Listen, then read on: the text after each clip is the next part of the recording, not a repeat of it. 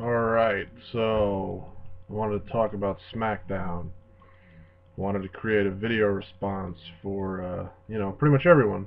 Not only those of you that enjoy Off the Rope show, but maybe some people that found this by, mistake. Um, like, I totally agree, like, the segment in the opening should have been about Mark Henry as soon as he was introduced.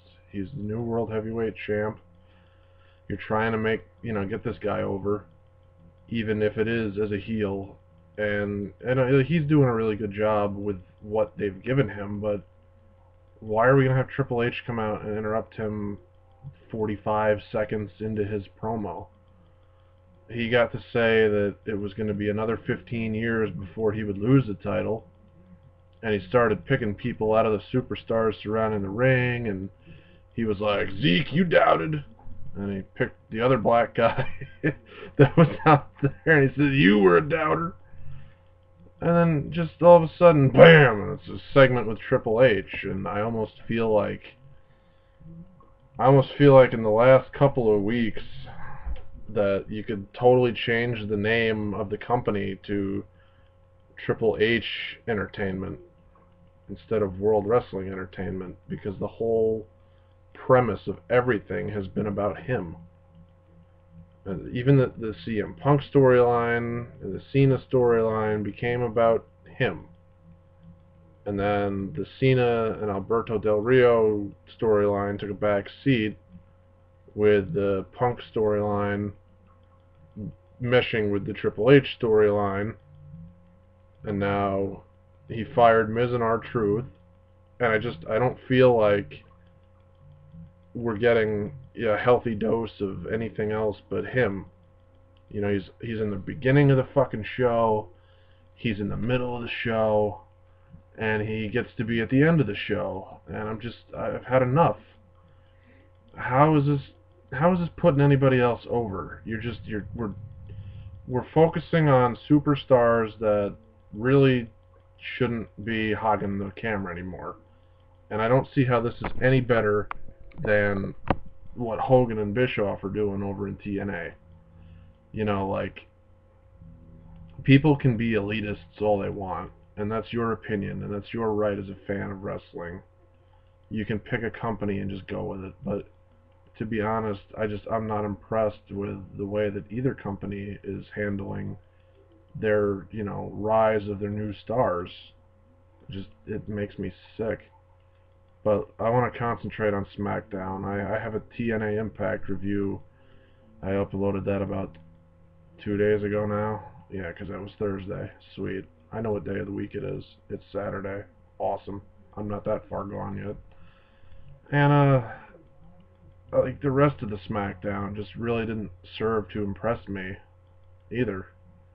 And I know I might be getting a reputation for being that guy that bashes the hell out of the product, but I want to share my feelings and my thoughts. And if you have a web camera, you can do the same damn thing. You have that right. Uh,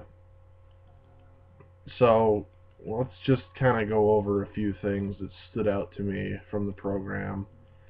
I won't go over the whole program. I'm not going to give it like a grade or anything, but just in terms of being a fan for this many years and knowing what I expect out of a wrestling show to entertain me, I felt like the value of that was lost along the way. And maybe I'll come up with another video sometime about how I would change stuff and start booking things. Maybe I'll do like a sample book the whole show and every pay-per-view up until like WrestleMania, although that's pretty far away, so maybe I'd do it up until the Royal Rumble or something, just to give a heads up of how I feel it should go, and give some difference in opinions out there. um, I used to watch ADTV, the adult demographic, and CJ and the other guy, Hebrew Heat or whatever he was calling himself, they used to do that too. They used to book like a few months ahead and tell you who they would have win the title and in the picture and what feuds they would have going and who they'd put over in pay-per-views. I kind of miss that because they stopped making videos, and I think that that's something that we as fans should, you know, postulate and just think about, because it's not only interesting, but maybe hopefully, you know, some people that work for these companies are out there searching all these reviews, trying to get our opinions on stuff, which, you know, obviously they don't get paid to do that, but it would be nice if they just caught wind of something that, you know, we would like as a wrestling community, that we were all solid on. You know, like if this video gets a million thumbs up for some reason, you know, somebody out there in WWE production land would say, hey, guys, they really like this superstar. Maybe we should kind of work on him. Don't know, just saying. But yeah, to further along the Sheamus and Christian storyline, I think that was one of the good things that WWE did. Even if it was really kind of just silly and about a potato. The point is that they put those two in a segment together. They are teasing again that there's going to be a match for them. And I like where this is going, because you know that they're going to put Sheamus over Christian. You just, if you don't realize that that's what's happening right now, maybe you don't have eyes, maybe you've lived under a rock for 20 years, I don't know, but that's definitely what they're doing.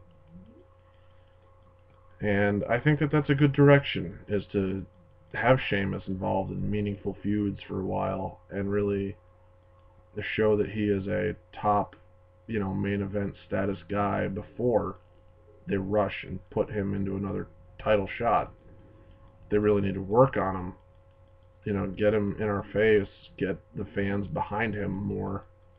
Because I know a lot of people are still on the fence about him in general, that, oh, he's a good guy now? When the hell did that happen? Like, you know, it's kind of new to be pushing him as a super baby face. You know, he's nowhere near as recognizable of a name as a Cena or anything yet. And I know that that takes years to develop, but you know, I feel that he could be that guy that stays at the top for a while. You know, he's young enough, he's hungry enough, he's interesting enough in the ring. You know, it's not like he always does the same two moves, which is nice. So I mean, that gelled with me really well. I think that the end of the show where Sheamus throws Christian back into the ring, you know, that didn't really ruin anything for me.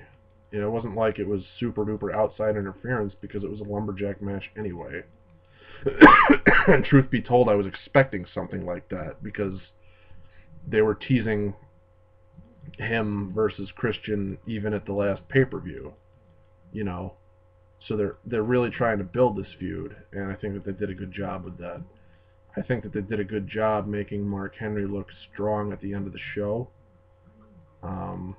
The only thing I would have changed about that is I wouldn't have had Orton even run down there. I would have just had the show end with Henry holding the belt. Um, I like that Randy Orton kind of snapped a little bit, but I think we could have just done with the whole segment where he was in the match with Cody Rhodes and went nuts. I don't think that we needed to bring him back out at the end of the show. I think that the fans got it enough that he, you know, his mean streak or whatever is back, and I think that they should have ended the show focusing more on Henry and just Henry, and having all those people outside the ring that he was throwing around, you know, like sacks of potatoes. Um, you know, to win over Christian anyway is a pretty big deal if you ask me, because Christian is a 17-year veteran in the business. I mean, that says something about you. Even if they are booking Christian like shit recently, he's still a name. You know, it's almost the equivalent of putting him against an Edge, because Edge isn't around anymore. So you need somebody else to fill that role in those shoes, and I think that Christian is a good transitional guy to do that. What else do I want to talk about? I want to talk a little bit about Sin Cara versus Sin Cara. Like, I'm a little bit excited to see this match, because I know that they both can be good technical, you know, wrestlers, and that they can have really good exchanges. It'll be fast paced. It's something that the crowd can get behind. But ultimately, after that, what do you do with, you know, the bad guy Sin Cara? You're not just gonna re-debut him as somebody else.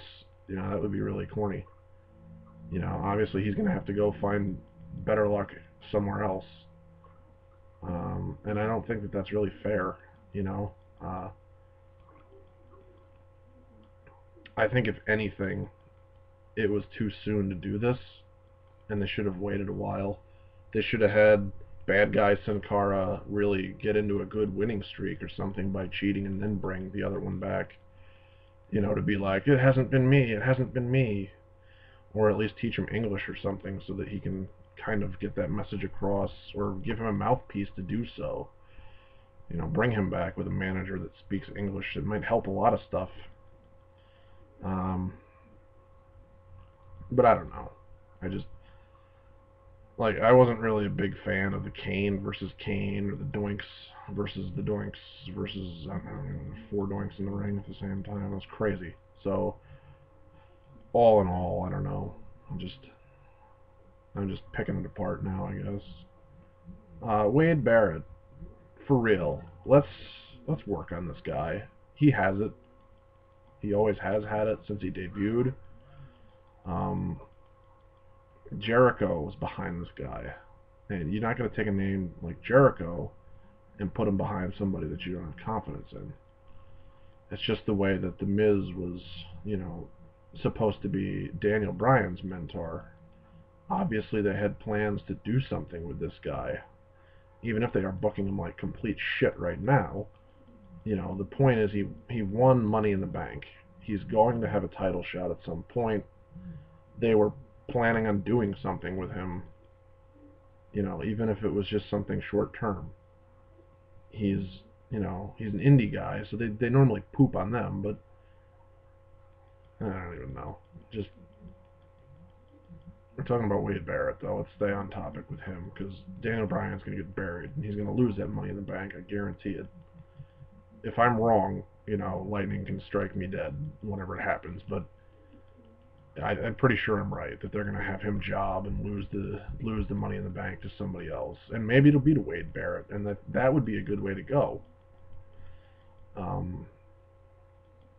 They were in NXT together, so, you know, for those of us that remember that, Bryan was the first one that got eliminated, and Wade Barrett was the guy that won it. So in reality, the message that was getting across then is that Wade Barrett is our guy, and that's who we're gonna groom to be in the main event spot. So I mean, I can see them having a match down the road.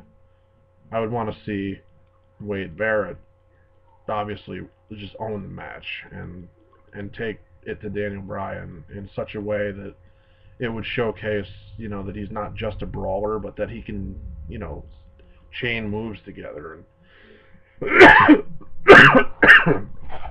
I think it would add a lot to his character in general to have some kind of other finisher, like a submission hold. I don't know what the hell he would do, but you know, that's for him to decide, because it's his moveset. But I really think that adding that to his repertoire wouldn't hurt anything. Yeah, I just used a fancy word like repertoire. I don't know how to spell it, mind you, but I used it, so I sounded kind of smart for like a second. Anyway, this video is getting really long, and Smackdown didn't have that much else that interested me. That Divas tag match was kind of meh. At least the right people won the match, finally. And, yeah, that'll be it. So, just, you know, comment, leave me a bunch. I do get back to you. Peace.